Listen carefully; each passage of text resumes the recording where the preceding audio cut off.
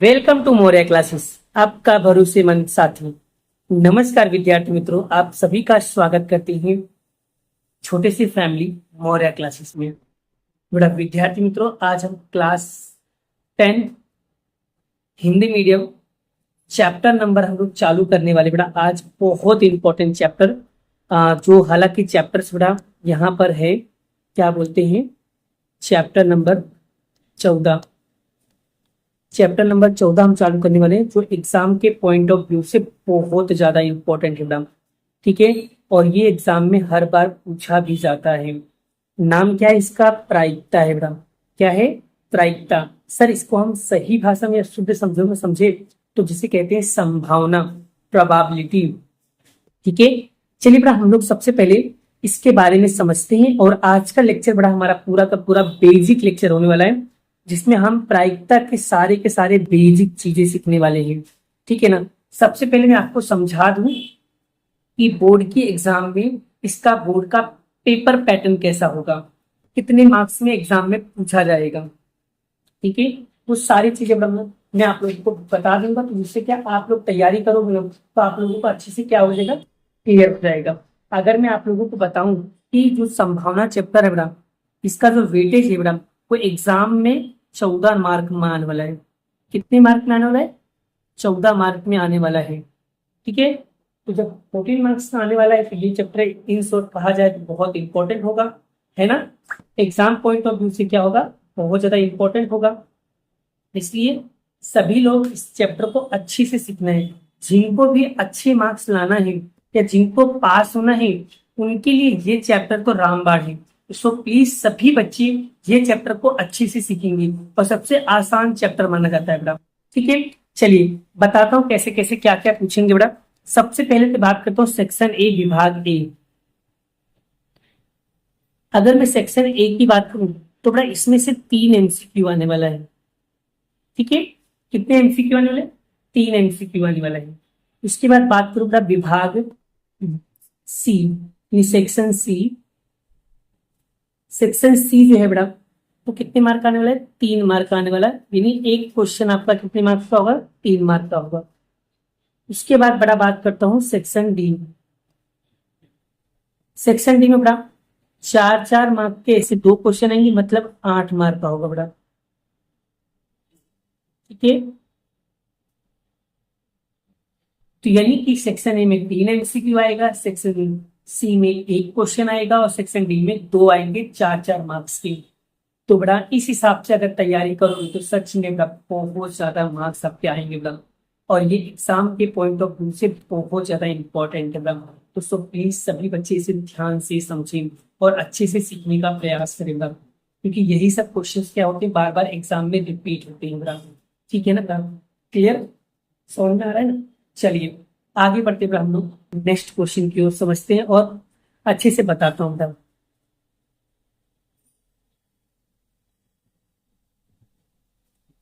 चलिए कुछ एग्जाम्पल से मैं आपको समझाता हूँ कि क्या होता है प्रोबेबिलिटी, क्या होता है संभावना।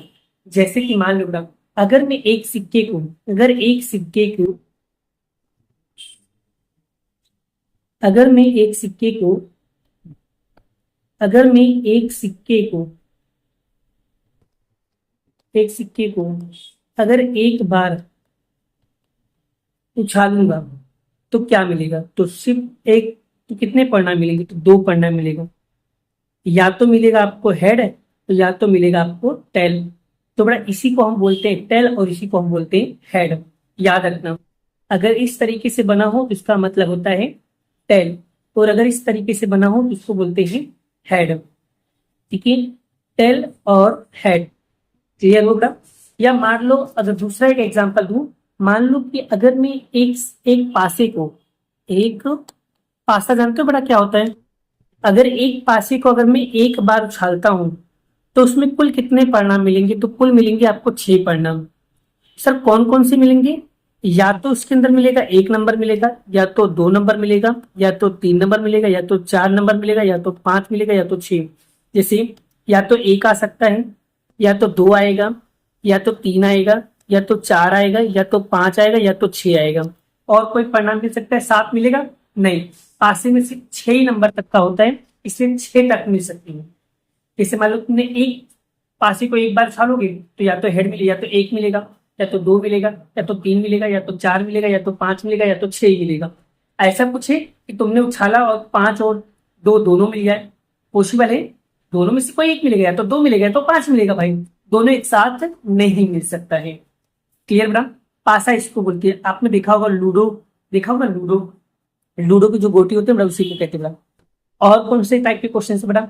और बेटा यहाँ पर पत्ते वाले बेटा जो क्वेश्चन है बेटा ज्यादा पूछा जाता है और बोर्ड के एग्जाम के पॉइंट ऑफ व्यू से ज्यादा इंपॉर्टेंट होता है। सबसे ज्यादा बार क्वेश्चन पूछा अगर कोई गया है तो वो इंपॉर्टेंट में वो है पत्ता वाला बेटा। उसके बाद गोल वाले क्वेश्चन भी आते हैं और पासे वाले क्वेश्चन भी आते हैं और सिक्के वाले क्वेश्चन भी आते हैं। यानी इतने जो क्वेश्चन आपके दिए गए हैं यही क्वेश्चन आपके लिए इंपॉर्टेंट होंगे बेटा। अब जैसे और बताता हूँ और तुमको थोड़ा सा एग्जाम्पल के रूप में समझाता हूँ। मान लो कि आज बारिश होने वाली है, तो सिंपल सी बात है, सिम हो भी सकता है नहीं भी हो सकता है, तो जिसमें हम संभावना लगाते हैं बड़ा उसी को कहते हैं। जैसे कि कोई चीज होना या किसी चीज का ना होना, वो दोनों मिलाकर क्या बन जाते हैं? संभावना। ठीक है, होना प्लस ना होना बराबर क्या होता है? संभावना। क्लियर बड़ा? आगे बढ़ते हम लोग और अच्छे से समझते हैं। अब हम समझाने जाते हैं। सबसे पहले हम इसकी परिभाषा समझेंगे कि व्हाट इज अ प्रोबेबिलिटी, संभावना, प्रायिकता क्या होता है। उसके सबसे पहले हम लोग समझेंगे उसके सूत्र, सॉरी उसकी परिभाषा समझेंगे कि संभावना किसे कहते हैं। ठीक है, चलिए सबसे पहले हम लोग बेसिक में समझेंगे प्रायिकता क्या होता है बड़ा। बहुत अच्छे से समझेंगे सारी चीजें, क्या होता है प्रायिकता। चलिए, प्रायिकता मतलब होता है जब किसी घटना के घटित होने की संभावना, फिर से, जब किसी घटना के घटित होने की संभावना किसमें हो बड़ा? संख्यात्मक रूप में व्यक्त की जाती है, उसी को कहते हैं प्रायिकता। चलो याद हुआ कि नहीं याद हुआ? फिर से, जब किसी घटना के घटित होने की संभावना किसमें व्यक्त होता हो? संख्यात्मक रूप से व्यक्त होता हो, उसी को कहते हैं प्रायिकता। बोलो बेटा, क्लियर हुआ?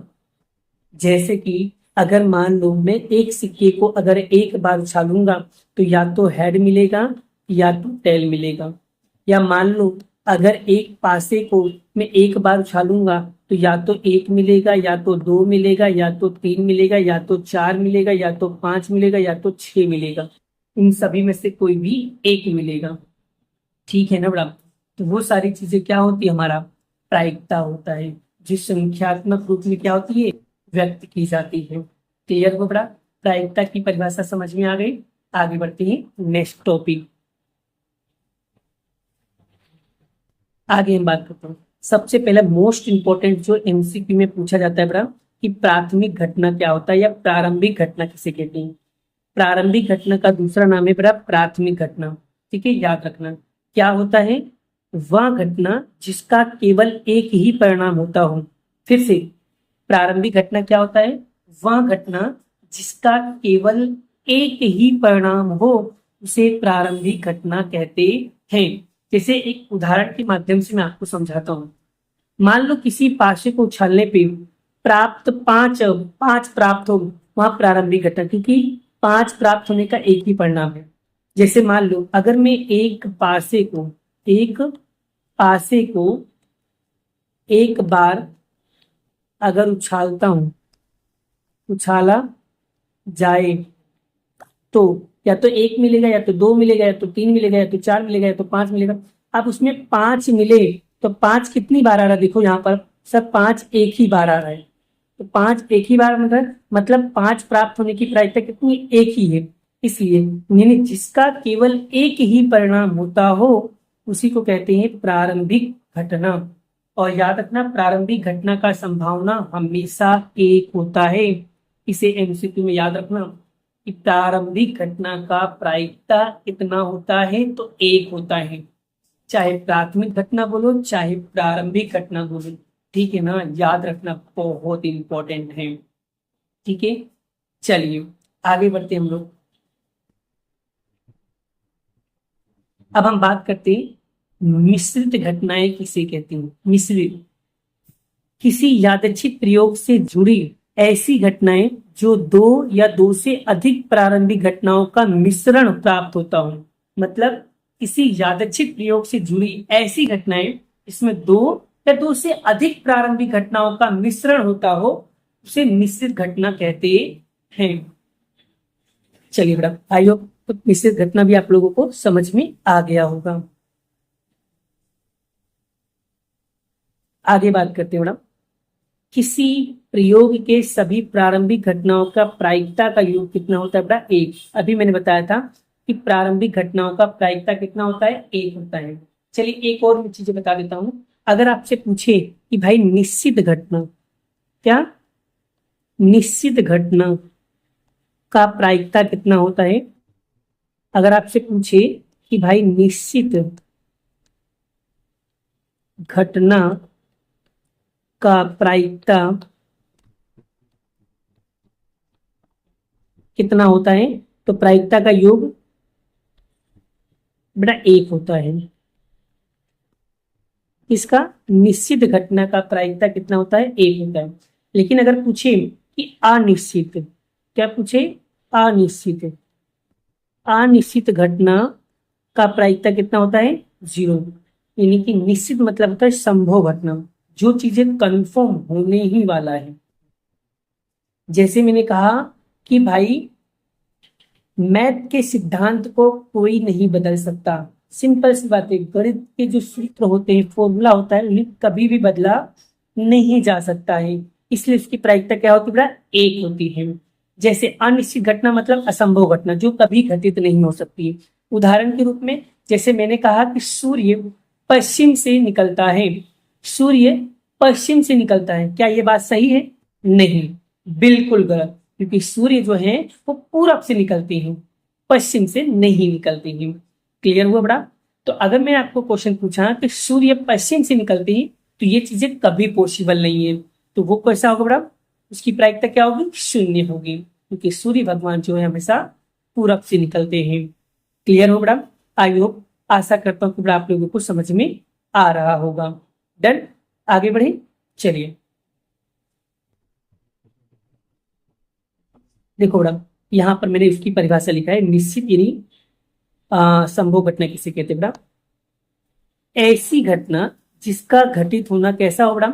संभव, मतलब उसे निश्चित घटना कहते हैं, और उसकी प्रायिकता का मान एक होता है। अब क्लियर हो बड़ा? क्लियर हुआ? समझ में आ रहा है ना? चलिए अब बात करते हैं अनिश्चित घटना, असंभव घटना। ऐसी घटना जिसका घटित होना असंभव हो, उसे असंभव घटना या अनिश्चित घटना कहते हैं। इसकी प्रायिकता का मान कितना होता है बड़ा? जीरो होता है, जो मैंने आप लोगों को ऑलरेडी समझा दिया गया है बेटा। ठीक है ना? क्लियर? आगे बात करते हैं बेटा, किसी घटना की प्रायिकता सदैव शून्य या उसके बराबर या उससे अधिक, एक के बराबर या उससे कम होता है। इसका मतलब क्या हुआ समझ में नहीं आया। जैसे बता रहा हूँ, प्रायिकता का जो मान होता है बेटा वो जीरो से ज्यादा, जैसे मैं आपको समझाता हूँ, यानी जीरो से ज्यादा और एक से कम होता है। यानी कि जो पी ऑफ ए मतलब होता है प्रोबेबिलिटी, मतलब प्रायिकता। तो यानी जीरो से ज्यादा होता है और एक से क्या होता है? कम होता है। तो ये प्रायिकता का मान है बेटा। ये एमसीक्यू में पूछा जाता है बेटा। ठीक है, कि प्रायिकता कहाँ से कहाँ तक होता है? तो जीरो से एक के बीच में होता है बेटा। ठीक है, एक से बीच में होता है बेटा। क्लियर? या तो एक से,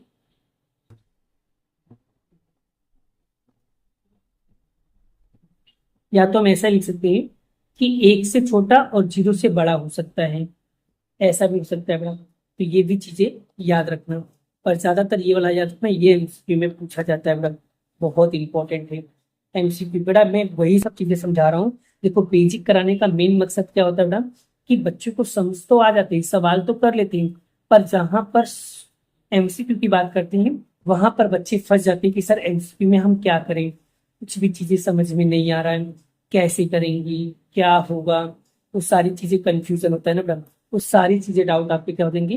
क्लियर हो जाएंगे। ठीक है ना बेटा? आगे बढ़े। चलिए बेटा, बेटा होने की प्रायिकता, बेटा ये आपका सूत्र है बेटा, पूरी किताब में एक ही सूत्र है, बस आपको यही सूत्र याद रखना है बेटा। पी ऑफ ई बराबर, चाहे वो पी ऑफ ई लिखो चाहे पी ऑफ ए लिखो, कुछ भी लिखो चलेगा। क्या सूत्र होता है? अनुकूल परिणामों की संख्या बटे कुल परिणामों की संख्या। फिर से क्या लिखा है? अनुकूल परिणामों की संख्या बटे कुल परिणामों की संख्या, उसी को कहते हैं सूत्र। ठीक है।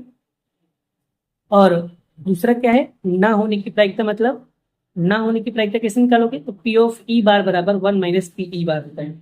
अच्छा, एक सूत्र याद रखना बड़ा, कि मान लो अगर आपका होना प्लस ना देना, दोनों को मतलब बता दे रहा हूँ। जैसे कि P of A plus P of A bar बराबर कितना होता है? 1। चाहे ए लिखो या चाहे तुम ये लिख दो, P of E plus P of E bar बराबर 1। इसका मतलब क्या होता है बेटा? प्रायिकता होना। तो इसका मतलब क्या होता है? प्रायिकता नहीं होना, यानी होना प्लस नहीं होना बराबर क्या होता है? प्रायिकता होता है। ठीक है। और इसका मान हमेशा कितना होता है बेटा? 1 होता है, ये याद रखना। यानी पी ऑफ ई मतलब हो प्रायिकता होना, पी ऑफ ई बार बराबर प्रायिकता ना होना। ठीक है बेटा। जैसे मैंने कहा कि नंदनी ने क्रिकेट मैच में 6 छक्का लगाए, उसकी संभावना। तो छक्का लगा रही है, मतलब उसका मतलब हो रहा है। और मैंने कहा नंदनी ने नंदनी ने छक्का नहीं लगाया, उसकी संभावना क्या है? तो नहीं लगाया है तो वो क्या बन जाएगा? आपका पी ऑफ ई बार हो जाएगा। मतलब जिसमें नहीं वर्ड दिया हो, समझ जाना वो पीई बार है। और जिसमें सिर्फ होना हो, प्रायिकता लगा रहा हो, मतलब मैच में छक्का मार रहा मतलब वहां पर हो रहा है। ठीक है, वहां पर हो रहा है। और अगर जिसमें नहीं वर्ड लिखा हुआ हो, समझ जाना उसका मतलब वो प्रायिकता नहीं हो रहा है। अब बताओ बेटा, क्लियर हो रहा है? समझ में आ रहा है? कर पाओगे बेटा? आगे बेटा, ये सूत्र है, ये सूत्र को याद रखना, ये बहुत इंपॉर्टेंट है बेटा। ये कहाँ पर काम आएगा? एमसीक्यू में काम आएगा।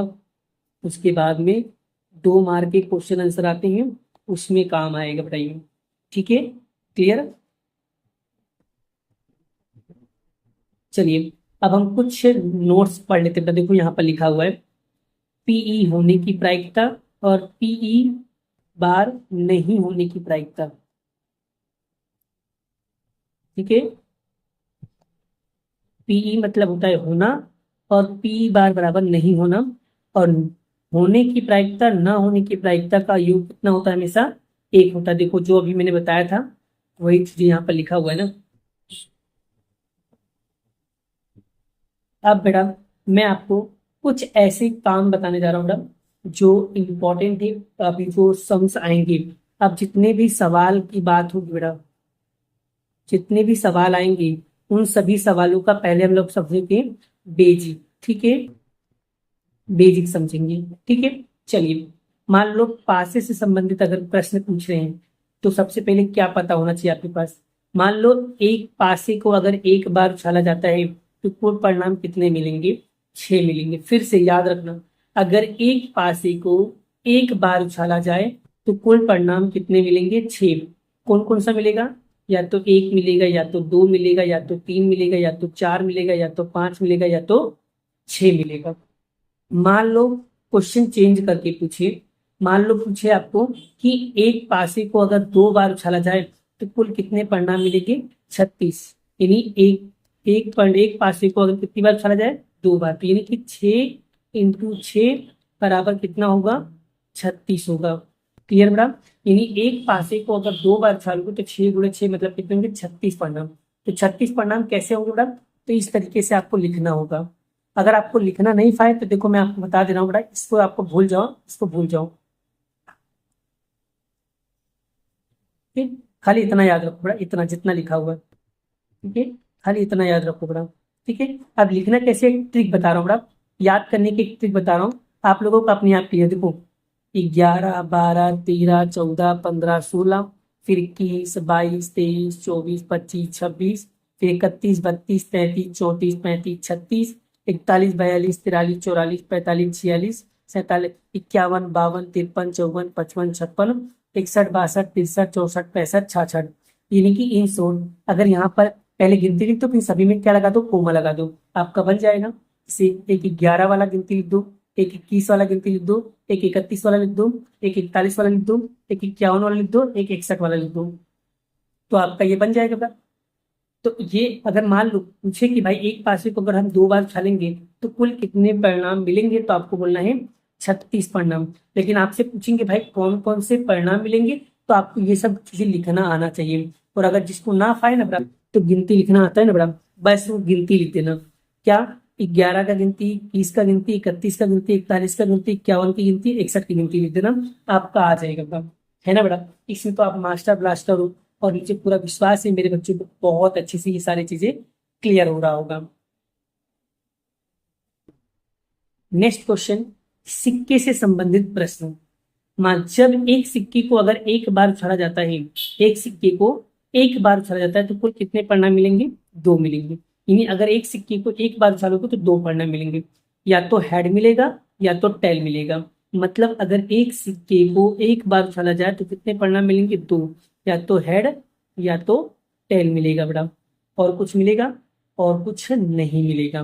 ठीक है, यहाँ पर या तो हेड टेल मिलेगा या तो हेड मिलेगा, या तो टेल या तो हेड। ठीक है बेटा, क्लियर। मान लो नेक्स्ट क्वेश्चन पूछे आपसे, मान लो आपसे पूछ लिया कि अगर एक सिक्के को 2 बार उछाला जाए तो कुल कितने परिणाम मिलेंगे? 4 मिलेंगे। देखो जैसे मान लो आपको एक मतलब एक सिक्के को 2 बार उछाल दो तो कुल कितने मिलेंगे? 4 मिलेंगे। सब कैसे? मान लो अगर बनाना हो तो कैसे बनाएंगे, आपको ट्रिक बता रहा हूँ, याद रखना। इसे 4 है तो 4 का आधा कितना होता है? 2। तो आपको क्या करना है, 2 बार आपको हेड लिख देना है और 2 बार आपको टेल लिख देना है। फिर 2 का आधा कितना होगा? 1। तो एक बार आपको हेड, एक बार टेल, एक बार हेड, एक बार टेल। ये देखो आपको बन गया, ये देखो बन गया, ये देखो, ये देखो, ये देखो, ये देखो, बना कि नहीं बना? तो इस तरीके से ये जो ट्रिक है बेटा, ये ट्रिक का यूज करोगे बेटा तो आपको डेफिनेटली समझ में आ जाएगा। अगर मान लो एक सिक्के को 3 बार उछालना तो क्या मिलेंगे? तो कुल मिलेंगे 8 परिणाम मिलेंगे। देखो, जब एक सिक्के को अगर 3 बार उछाला जाता है तो फिर कितने परिणाम मिलते हैं? 8। इसे इसका भी ट्रिक बता दूंगा। इसे 8 है तो 8 का आधा कितना होगा? 4।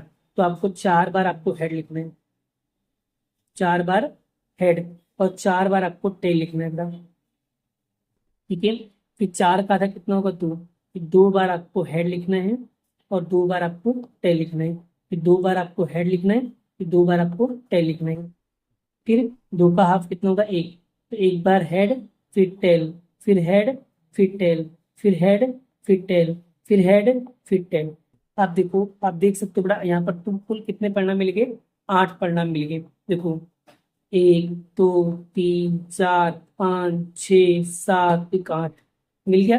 बस आपको ये ट्रिक याद रखना है बेटा। ये ट्रिक अगर आपको समझ में आ जाए ना बेटा, तो समझ लो कि आपको बनाना आ जाएगा। ऐसे सारे क्वेश्चन एग्जाम में पूछे जाते हैं, तो सो प्लीज सभी बच्चे इसको अच्छे से पढ़िएगा बेटा। ठीक है ना बेटा, बहुत ज्यादा इंपॉर्टेंट है। ठीक है, अच्छे से समझ में आ जाएगा, आप टेंशन मत लो बेटा। ठीक है, क्लियर। चलिए आगे बढ़ते हैं। आप बात करते हैं बेटा ताश के पत्ते। सभी को पता है बेटा, बहुत अच्छे से पता है ताश के पत्ते क्या होते हैं बेटा। ये रहा देखो, ताश के सारे पत्ते यहाँ पर है बेटा। ठीक है, चलिए सबसे पहले बात करते हैं बेटा, यहाँ पर ताश की गड्डी में कुल कितने पत्ते होते हैं बेटा? 52 पत्ते होते हैं। लाल रंग की कुल कितने पत्ते होते हैं? तो 26 पत्ते होते हैं। काले रंग के कुल कितने पत्ते होते हैं? तो 26 पत्ते होते हैं। यानी काले भी 26, लाल भी 26, और कुल कितने होते हैं? तो कुल होते हैं 52 पत्ते। और बताता हूँ बेटा, मैं इसके बारे में जानकारी लेती हूँ। मान लो एक ग्रुप में कितने होते हैं? 4 ग्रुप होते हैं, जिसमें हुकुम का पत्ता होता है, पान का पत्ता होता है, ईंट का पत्ता होता है, चिड़ी का। कुल 4 ऐसे पत्ते, 4 टाइप के पत्ते होते हैं बेटा। कितने टाइप के पत्ते होते हैं? कुल कुल 4 टाइप के पत्ते होते हैं। और हर पत्तों में बेटा कितनी कितनी संख्या होती है? 13 13 की संख्या होती है। तो 13 चौको कितना हो जाएगा? 52 हो जाएगा कुल। तो 13 पत्ता हुकुम का होता है, 13 पत्ता पान का होता है, 13 पत्ता ईंट का होता है, 13 पत्ता चिड़ी होता है। और 13 पत्तों में से 3 पत्ता ऐसा होगा बड़ा जिसमें चित्र वाला होगा। तो 3 चौक 12 हो जाएगा, 3 इसके, 3 इसके, 3 इसके, 3 इसके। इसमें एक बैगम, एक गुलाम, एक इक्का, एक बादशाह। बैगन गुलाम इक्का बादशाह, बैगन गुलाम इक्का बाक्का, बैगन गुलाम इक्का बादशाह। तो बड़ा ये सब क्या होंगे आपके बड़ा पत्ते हो जाएंगे। ठीक है, आगे बात करते हो बड़ा, मैं आपको और बता रहा हूँ बड़ा, जिसमें यहाँ पर मैं आपको अच्छे से समझा रहा हूँ। इक्को की पत्तों की संख्या कुल कितनी होगी? चार। गुलाम के पत्तों की संख्या कितनी? चार। बैगन के पत्तों की संख्या कितनी होगी? चार। बादशाह के पत्तों की संख्या कितनी होगी? चार। और फेस कार्ड तस्वीर वाले कुल कितने पत्ते होते हैं? 12 पत्ते होते हैं। देखो तस्वीर वाले, देखो, एक दो तीन चार पाँच छ सात आठ नौ 10 11 12, तो ये कौन से पत्ते हो जाएंगे? फेस कार्ड पत्ते हो जाएंगे। क्लियर बेटा?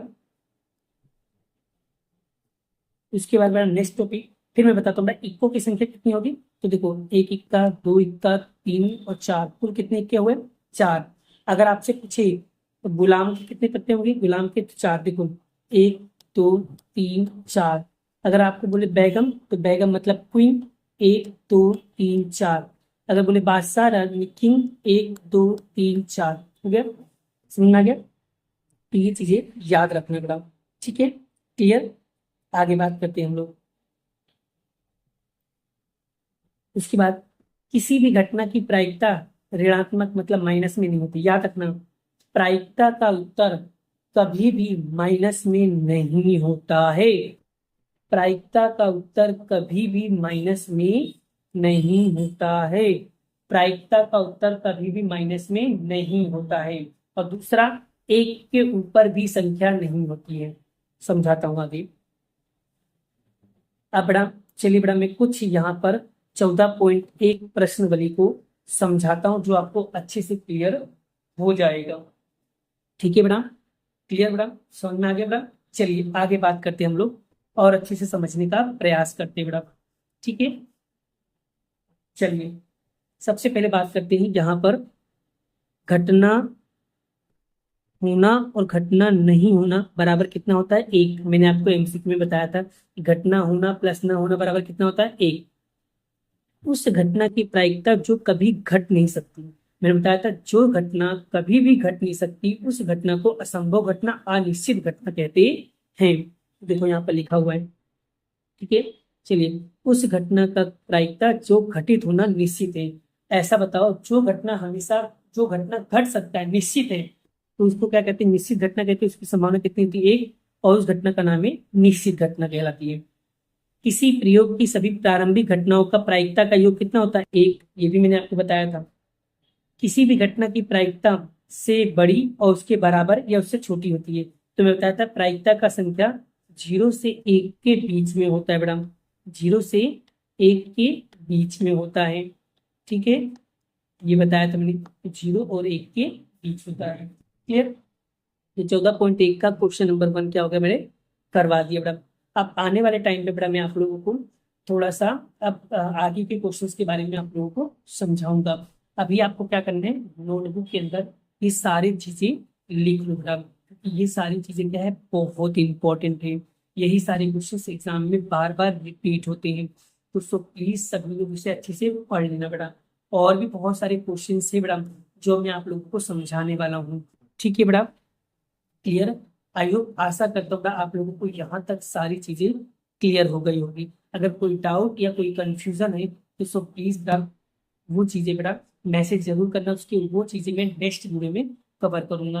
अभी थोड़ा बहुत बेसिक बाकी है, जिसमें मैं आपको विषम संख्या, सम संख्या, अभाज्य संख्या, भाज्य संख्या, लीप वर्ष, सादा वर्ष, अभी इन सब के बारे में बताना बाकी है। वो मैं आपको नेक्स्ट वीडियो में समझाने वाला हूँ। अभी के लिए इतना ही, मिलते हैं नेक्स्ट वीडियो में नेक्स्ट लेक्चर के साथ।